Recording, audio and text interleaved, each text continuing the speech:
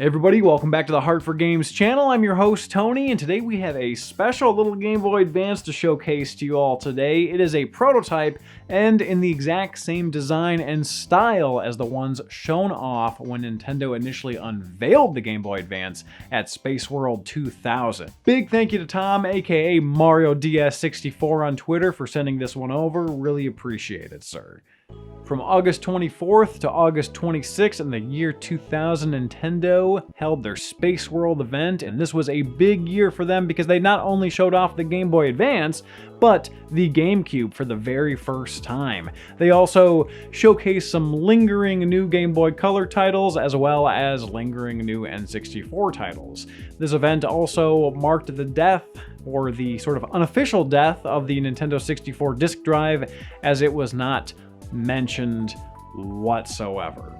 So Nintendo unveiled and revealed the Game Boy Advance's design, its temporary color schemes, as well as a few games, including Mario Kart Advance, Spinning Round and Round, Golden Sun, and Napoleon. And for those of you wondering, the prototype color combinations were clear with aqua blue buttons, clear purple with orange buttons, solid silver with blue buttons, and solid silver with orange buttons, which is of course what we are showcasing today. So how did Mario DS64 happen upon this prototype? Well, like all wonderful things, it was gifted to us Westerners by Yahoo Auctions Japan. He happened to see an auction that had just a plethora of different Nintendo handhelds, and he spotted this one that looked like a prototype, and he happened to be right. It was a very lucky find. What's interesting about this unit is not only was Nintendo sporting different color combinations at the time,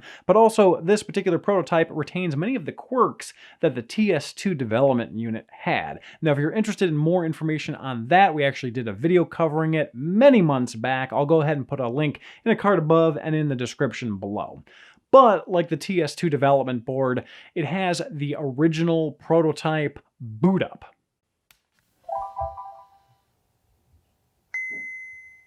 And here's the retail boot up.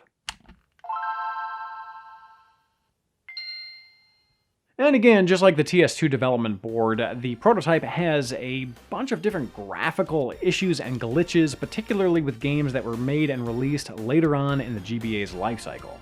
So here is Sigma Star Saga. It has very prominent vertical lines pretty much throughout the entirety of the game. Internally, you can see differences as well. You know, I'm not super familiar with the GBA hardware, so I'll just show the retail GBA and the prototype back and forth, and hopefully you can tell me more details in the comments below. Moving on to the exterior, it is similar, but there are some differences. Probably most notably are the L and R buttons. They're missing that sort of lip on the back that exists on the retail units. The information you get on this sticker is also a little bit more sparse, so for example, you don't get any FCC info here. When you open up the battery compartment, you also don't get any additional information. It's a little hard to see on the retail unit because this particular one is transparent, but it just gives you some guidelines regarding the positive and negative side of the batteries. Aside from that, from a tactile perspective, the buttons I think are just a tiny bit more spongy on the prototype and a tiny bit more clicky on the retail. It also seems like in retail the buttons have a little more wiggle room within the shell, which I don't like as much. But again, it could just be this retail unit and its wear and life versus this particular prototype unit and its wear and its life. So take it with a grain of salt, but here's basically how they compare sound-wise when you click them, and you can kind of imagine how they would feel based on this.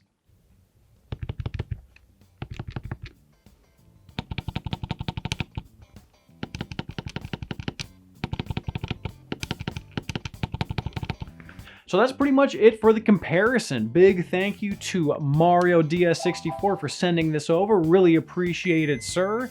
And aside from what I've showcased here today, the rest of my homework basically just includes dumping the BIOS for all you guys to compare and see if it's any different than the other prototype and earlier GBA BIOS that exists there in the ether online.